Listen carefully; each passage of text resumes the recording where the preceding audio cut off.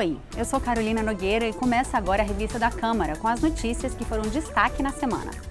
O plenário vai decidir em agosto se autoriza o Supremo Tribunal Federal a investigar o presidente da República por crime de corrupção passiva. Na Comissão de Constituição e Justiça, a autorização foi negada. A revista mostra todos os detalhes do processo até agora e você vai ver também. Reforma trabalhista é aprovada no Senado e sancionada pelo presidente Temer. Vamos mostrar as principais mudanças que vão reger as novas relações de trabalho. Aprovadas a Lei de Diretrizes Orçamentárias para 2018 e a verba para retomar a emissão de passaportes, o Congresso Nacional entra em recesso. Relator da reforma política apresenta texto que prevê 3,5 bilhões de reais de dinheiro público para financiar as eleições do ano que vem.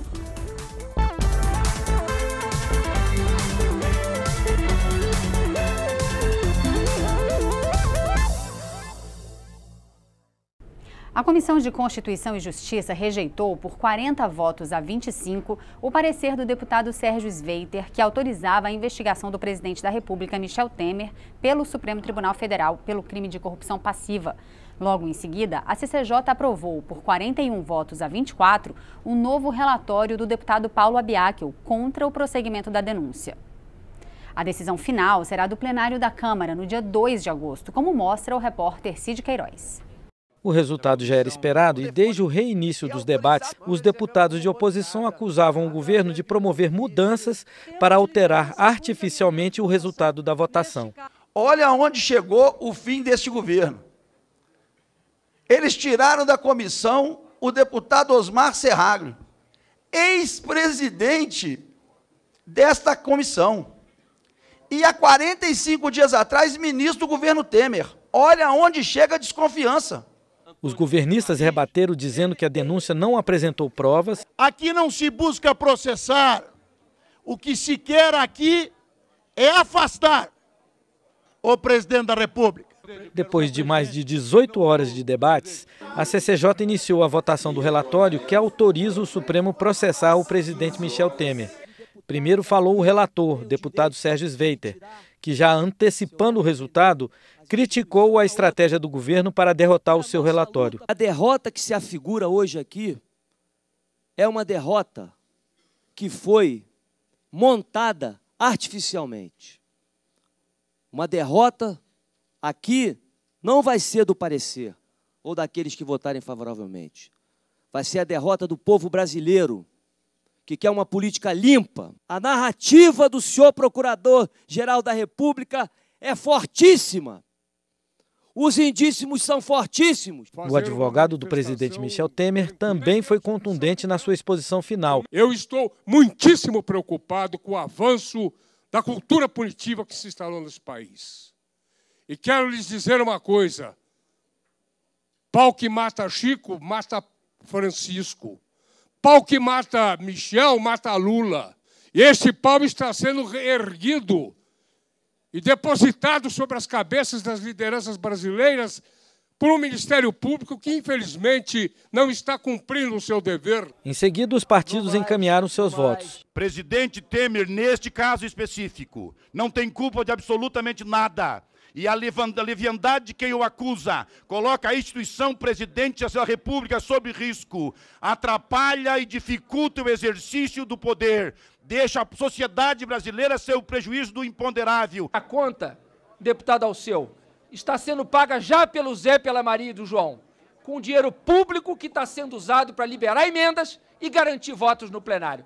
É inaceitável usar a máquina pública para contrariar o interesse público. Com 10 partidos encaminhando votos contrários, o relatório de Sveiter foi derrotado por 40 votos a 25. Votaram sim 25 deputados, não 40 deputados. O presidente Rodrigo Pacheco, então, nomeou o deputado Paulo Abiakel para proferir o relatório vencedor. É no sentido da inadmissibilidade da acusação e pelo indeferimento da solicitação para autorização de instauração de processo número 1 de 2017, no meu entender, contaminado de vício insanável, é o meu relatório. O relatório da CCJ, que será trazido ao plenário, recomenda à Câmara não autorizar o Supremo a abrir processo contra o presidente Michel Temer. Para que a investigação prossiga, 342 deputados precisam votar não a esse relatório. Nós vamos, no dia 2, às 9 da manhã, começar, 2 de agosto, às 9 da manhã, começar a votação, no acordo de data, que tanto a base como a oposição entenderam que era a melhor data, respeitado, claro, o regimento da casa, e espero que no dia 2 de agosto, à noite, a gente possa ter esse assunto encerrado. Veja quais foram os principais argumentos do relator e as alegações da defesa do presidente da República. O relator, deputado Sérgio Sveiter, foi contundente ao recomendar a continuidade do processo. Para o recebimento da denúncia, bastam os indícios suficientes da autoria e da materialidade. É preciso apurar acerca da gravação feita por Joelis Gisele Batista, dono da JBS, que revela fatos graves e que teve o acordo de delação premiado homologado pelo Supremo Tribunal Federal. É preciso apurar o envolvimento do presidente Temer no suposto recebimento dos R$500 mil, com o envolvimento do ex-deputado Rodrigo Rocha Loures, também denunciado no mesmo inquérito que o presidente. Outro indício. É preciso apurar a regularidade do encontro do presidente Temer em horário inconveniente e a posterior entrega da mala com valor acima referido. Outro indício. Tudo nos leva à conclusão de que, no mínimo, sólidos indícios existem da prática delituosa. O advogado Antônio Mariz de Oliveira também foi enfático e condenou a peça acusatória. Disse que a Procuradoria se precipitou ao requerer a abertura do processo e classificou de infame e injuriosa a acusação de que o presidente Michel Temer praticou crime de corrupção. Eu lanço um repto, aqui e agora, ao Procurador-Geral da República, a quem eu muito respeito, que me diga quando o presidente da República recebeu um níquel sequer. Quando e onde? E das mãos de quem? Em que circunstâncias? O presidente da República recebeu a quantia de R$500 mil. Mentira! Infâmia! Indignação! Até porque não há nem materialidade no que tange a esta acusação de recebimento. Porque os R$500 mil foram devolvidos por quem os pegou. Sérgio Sveiter disse que fica no PMDB, apesar do movimento de colegas de uma ala do partido que querem que ele deixe a legenda. Tanto Sveiter quanto o presidente da CCJ, deputado Rodrigo Pacheco, fizeram críticas à troca de integrantes da comissão após a apresentação da denúncia. A minha posição pessoal é de que isso fere a independência da Comissão de Constituição e Justiça, que fere a autonomia dos parlamentares e é algo inadequado e criticável sob o ponto de vista ético. Mas há uma previsão regimental da substituição desses parlamentares, que é algo feito pelos partidos junto à Secretaria-Geral da Mesa, não é nem na Comissão de Constituição e Justiça. E, não obstante, exista uma previsão no regimento interno da Câmara de que pode haver a troca, eu entendo, mas não vou ser eu que vou questionar isso, que no momento em que o processo começa a tramitar, não é possível mais, numa interpretação minha. Em princípio, essa troca não poderia ser feita. E quanto a essas questões políticas do PMDB, de alguns colegas meus estarem se manifestando desta ou daquela forma, eu acho isso tudo muito natural, mas eu estou no PMDB, continuo no PMDB e pretendo permanecer no PMDB. A decisão de troca acontece em qualquer parlamento do mundo, em qualquer comissão permanente dos países democráticos. Está fundamentado no regimento que é a Bíblia, é a conduta que rege no plenário e rege nas comissões. Isso é absolutamente assegurado. Até meia hora antes pode haver substituição.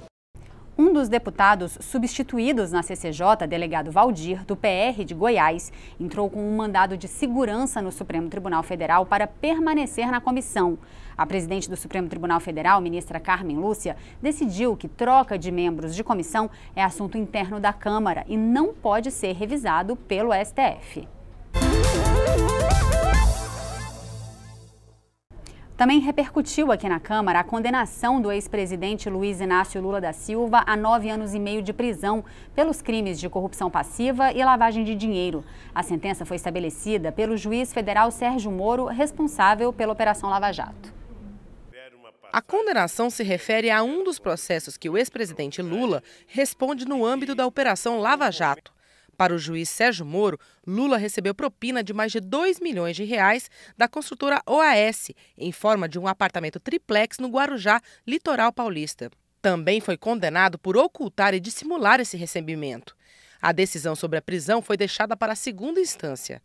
A condenação do ex-presidente Lula acirrou ainda mais a tensão entre partidos governistas e de oposição e dominou os discursos no plenário. No momento que nós estamos aqui nesta casa, decidindo os destinos de um presidente da República acusado da prática de crime comum, Sérgio Moro, como é de praxe na sua atuação, vai em busca dos holofotes, vai em busca da celebridade, vai em busca de interferir no jogo político e profere essa sentença absolutamente lamentável. Não há provas para condenação.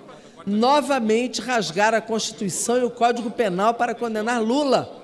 Mas a nossa expectativa é muito clara, que é a destruição desta peça pela segunda instância. Primeira vez, um presidente que está passando por um processo de autorização aqui do Parlamento para que possa ser julgado no Supremo. E também estamos vivendo hoje, pela primeira vez na história do nosso país, um ex-presidente da República ser condenado a 9 anos e meio de prisão. Momentos difíceis, momentos que entristecem a classe política, ou pelo menos aqueles que querem que o Brasil viva a boa política, mas momento de celebração porque a justiça está sendo feita. É verdade, Lula não é o único corrupto desse Brasil. Ele coordenou e comandou o maior sistema de corrupção da história desse país. Que todos sejam julgados e que a lei seja aplicada para todos os brasileiros. Lideranças partidárias ainda avaliam que a condenação de Lula vai ter reflexos nos debates aqui na Câmara e mais para frente nas eleições presidenciais do ano que vem. Agora nós temos certeza disso. Lula é o principal candidato, primeiro colocado em todas as pesquisas desse país. E ele, exatamente por isso, é alvo desses interesses que querem retroagir no país. Há um tempo hábil bastante para que a lei da ficha limpa possa prevalecer com eventual condenação em segunda instância. Então, acredito que para 2018 o jogo político está zerado. Na mesma decisão, o ex-presidente Lula foi absolvido do crime de corrupção envolvendo o armazenamento do acervo presidencial. Você vai ver daqui a pouco na revista da Câmara. Reforma trabalhista é aprovada no Senado e sancionada pelo presidente Michel Temer. Vamos mostrar as principais mudanças que vão reger as novas relações de trabalho. Relator da reforma política apresenta texto que prevê 3,5 bilhões de dinheiro público para financiar as eleições do ano que vem. É só um instante.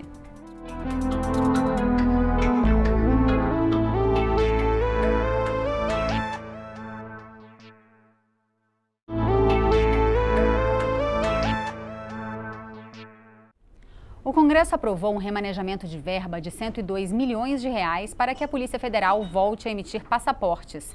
A proposta seguiu para a sanção presidencial. Deputados e senadores também aprovaram a Lei de Diretrizes Orçamentárias para o ano que vem e mantiveram 6 vetos presidenciais que tratam de temas como terceirização, setor elétrico e controle de zoonoses. 15 vetos presidenciais trancavam a pauta e precisavam ser votados primeiro. Mas não havia acordo. Por isso, a oposição solicitou que alguns trechos fossem votados separadamente.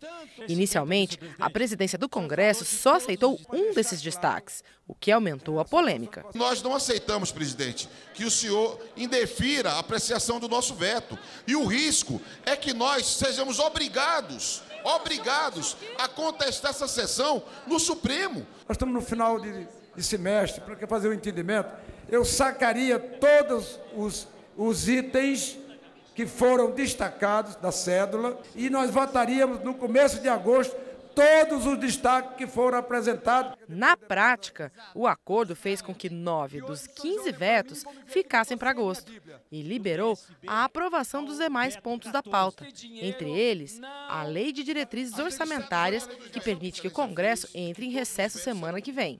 A Lei de Diretrizes Orçamentárias traz as regras para a elaboração do orçamento público do ano que vem. É a primeira a ser feita sob o novo teto de gastos públicos. Por isso, determina que para haver uma nova despesa obrigatória, como reajuste de salário de alguma categoria, vai ser preciso cortar despesa em alguma área. A LDO projeta que o país vai fechar 2018 com um déficit de 132 bilhões e meio de reais. É o 5º ano seguido que as contas fecharão no vermelho, o que faz com que a dívida do governo aumente cada vez mais.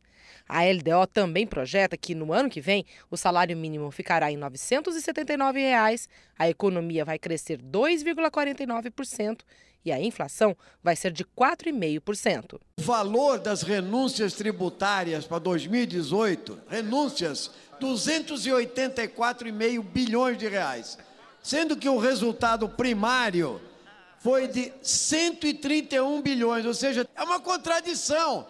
E com o dinheiro que a gente faz de renúncia tributária aqui, que tira dinheiro da Previdência e dos outros lados, nós poderíamos conter o resultado primário e também acabar com o déficit do regime geral da Previdência Social. As renúncias têm que ser avaliadas. Por exemplo, as renúncias no imposto de renda, o desconto da educação, da saúde, através do Simples e do microempreendedor, os benefícios para pequeno e microempresários. A oposição quer suspender esses benefícios. Deputados e senadores também aprovaram um remanejamento no orçamento deste ano de mais de 100 milhões de reais, que seriam contribuições brasileiras às Nações Unidas para a Polícia Federal voltar a emitir passaporte. A expedição do documento parou há menos de um mês por falta de dinheiro e agora poderá ser retomada. Também foi aprovada a nova composição do Conselho de Comunicação Social, órgão de apoio ao Congresso. O presidente Michel Temer sancionou o projeto de reforma trabalhista aprovado pelo Congresso Nacional. As modificações na CLT foram aprovadas pelo Senado na última terça em uma sessão tumultuada. O governo prometeu alterar pontos da reforma trabalhista por meio de medida provisória. A minuta do texto da MP foi enviada aos líderes partidários antes da publicação, para que o governo receba sugestões de alteração. O presidente da Câmara mantém o posicionamento contrário à medida provisória, que deve alterar pelo menos 10 pontos da reforma aprovada. Acho que o que está sendo sancionado hoje é uma revolução nas relações de trabalho no Brasil. O Brasil vai sair do atraso para o moderno, para o mundo moderno da legislação trabalhista. Então nós não podemos, depois de ter tido uma grande vitória no parlamento e agora com a sanção presidencial, ter nenhum tipo de retrocesso. O acordo, a sinalização do governo foi no sentido de acolher as sugestões subscritas pelos senhores senadores e depois, através de um texto construído, ouvindo todos os atores do mundo do trabalho, através de uma medida provisória para aprimorar essa proposta que é tão importante para o país, porque nós colocaremos o Brasil nos patamares do século XXI. Um dos pontos que a proposta de medida provisória deve alterar é a possibilidade de que gestantes e lactantes trabalhem em locais insalubres. O texto original determina que as grávidas ou mães que amamentam devem apresentar atestado para que sejam afastadas de atividades insalubres de grau médio ou mínimo. A proposta de MP divulgada pelo governo prevê que o exercício de atividades insalubres em grau médio ou mínimo pela gestante somente será permitido quando ela voluntariamente apresentar um atestado de saúde. Outro ponto que o texto prévio da MP pretende alterar é o que permitia que acordo individual entre patrão e empregado pudesse estabelecer jornada de 12 horas de trabalho por 36 horas ininterruptas de descanso. A minuta de texto quer viabilizar essa jornada após acordo coletivo ou convenção coletiva. O que a Câmara dos Deputados fez foi manter todos os direitos trabalhistas previstos na Constituição, mas dando uma flexibilização nas relações de trabalho entre o trabalhador e entre o empregador, para que nós possamos ter segurança jurídica na área empresarial, mas na garantia do emprego também. Os líderes da oposição, contrários às mudanças nas leis trabalhistas, contam com a edição da medida provisória como forma de minimizar os impactos aos trabalhadores. Eu espero que pelo menos o acordo que foi feito no Senado, de que uma medida provisória, tirando os pontos mais graves da reforma aprovada no Senado, seriam corrigidos por uma medida provisória. Agora, se o presidente da Casa, o deputado Rodrigo Maia, se negar a votar essa MP, vai ser um rompimento inaceitável de acordo do governo com a sociedade brasileira. Um dos pontos mais polêmicos aprovados foi o fim do chamado imposto sindical. Atualmente, o pagamento é obrigatório para empregados sindicalizados ou não e equivale a 1 dia de salário do trabalhador. Outro item aprovado é que o acordo entre empresas e trabalhadores vai valer mais do que a CLT, quando tratar de assuntos como parcelamento das férias em até 3 vezes, jornada de trabalho que não pode passar de 12 horas diárias, banco de horas, remuneração por produtividade e trabalho fora da sede da empresa, o chamado teletrabalho ou home office. Esses acordos são coletivos e não podem tratar de direitos como 13º salário, FGTS, direito de greve e licença maternidade. Os trabalhadores poderão fazer acordos individuais sobre parcelamento de férias, banco de horas e jornada de trabalho. Para o empregado com curso superior e que receba salário superior a R$11 mil, o acordo sobre outros pontos também pode ser individual. Foi aprovada a permissão do trabalho intermitente, ou seja, que o trabalhador seja contratado só por um período específico. O texto diz que ele deve receber direitos como FGTS, férias e 13º equivalente às horas ou dias trabalhados. Quando mover uma ação trabalhista, o trabalhador será obrigado a comparecer às audiências e pagar as custas do processo se perder. O projeto também torna mais rigorosas as exigências para uma ação trabalhista, limita o poder de tribunais de interpretar a lei e onera o empregado que ingressar com a ação por má-fé. O projeto aprovado elimina a exigência de a rescisão contratual ser feita em sindicatos. Ela passa a ser feita na própria empresa, na presença dos advogados do empregador e do funcionário. O texto também estabelece a possibilidade de jornada de 12 horas de trabalho com 36 horas de descanso, somando 176 horas de trabalho por mês. O tempo gasto pelo empregado para chegar ao trabalho e no seu retorno, mesmo no transporte fornecido pela empresa, não será computado na jornada de trabalho. No caso em que uma empresa adquire outra, passa a assumir as obrigações trabalhistas da empresa comprada. O plenário da Câmara dos Deputados não aprovou nenhuma das 3 medidas provisórias que trancam a pauta de votações. Foram mais de 8 horas de embate político entre deputados da base de apoio ao governo e da oposição, por conta da crise política. Como nas semanas anteriores, a votação começou com obstrução dos partidos de oposição e o governo tentando dar seguimento à pauta. Vamos votar, não vamos obstruir, porque nós precisamos fazer com que a economia continue melhorando. Para que atrapalhar tanto o Brasil assim? E ainda por cima quer trazer o Lula de volta. Coitado do povo brasileiro, meu Deus. Presidente, para contraditar, presidente. Presidente, a obstrução é legítima e o que o deputado do PMDB não entende é que quem está atrapalhando o Brasil é o presidente do PMDB, é o Temer.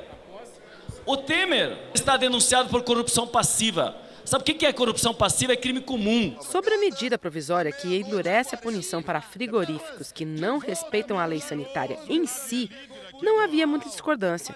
Mas por causa da obstrução, o processo de votação durou mais de 8 horas. O texto principal da medida provisória acabou não sendo votado. Os debates também se dividiram com os discursos sobre a aprovação da reforma trabalhista no Senado. É com muita alegria que registro aqui no plenário a votação aqui no Senado por 50-26, aprovando a modernização da legislação trabalhista. Vai ser muito bom para o Brasil e para gerações futuras. A partir do momento em que você diz que o negociado vai prevalecer sobre a legislação, você está jogando a CLT na lata do lixo. O uso de dinheiro público para financiar campanhas eleitorais é uma das principais propostas discutidas em 2 comissões da Câmara que debatem a reforma política. O deputado Vicente Cândido, relator nos 2 colegiados, apresentou o parecer que cria um fundo de 3,5 bilhões de reais para financiar as eleições de 2018 e define os critérios para a divisão desses recursos. As eleições brasileiras já têm dinheiro público para financiar a estrutura de votação. Agora podem ter também um fundo público para bancar as campanhas eleitorais. Isso é resultado da decisão do Supremo Tribunal Federal, que proibiu a doação de empresas para os partidos e candidatos. Uma proposta de emenda à Constituição em análise na Câmara prevê a criação do fundo público de campanha já para as próximas eleições. O valor provisório para 2018 foi definido pelo relator Vicente Cândido em cerca de 3,5 bilhões de reais. Nesta quinta-feira, na Comissão Especial sobre Reforma Política, o deputado Vicente Cândido propôs as regras para a divisão desse dinheiro. 50% será destinado às campanhas para presidente, governador e senador. 30% para as campanhas de deputado federal. 20% para deputado estadual ou distrital. Alguns deputados não concordaram com os critérios para a divisão do dinheiro entre os partidos. A maior parcela vai para as legendas com maior número de parlamentares no Congresso. A composição da distribuição, usando a última eleição para deputado federal, a bancada atual e um percentual da bancada atual do Senado Federal, produziu distorções favoráveis aos grandes partidos. Então, o PMDB é quem mais ganha, o PT deixa de perder o que perderia, levando em conta a redução do número de parlamentares que ele possui. O PSDB também ganha bastante, o PP. Portanto, a fórmula produzida fortalece os grandes partidos. O relator disse que tudo foi muito debatido com as lideranças partidárias da Câmara e do Senado para dar maior rapidez ao andamento das propostas. Tudo deve ser votado pela Câmara e pelo Senado até o final de setembro para valer já nas eleições de 2018. Estamos combinando com o presidente da Casa para que na primeira semana de agosto, e se precisar até a segunda semana, nós vamos dedicar o plenário da Casa à votação da reforma política. Nós acatamos aqui várias sugestões do senador Romero Jucá, que tem coordenado um grupo lá no Senado Federal, para que ao chegar lá não precisa sofrer modificações e o Senado teria aí 40 dias, 50 dias para analisar. E é isso, você pode rever a revista da Câmara na nossa programação e também pela internet. O endereço é noticias.câmara.leg.br. Nós voltamos em agosto, depois do recesso parlamentar. Obrigada pela companhia. Tchau!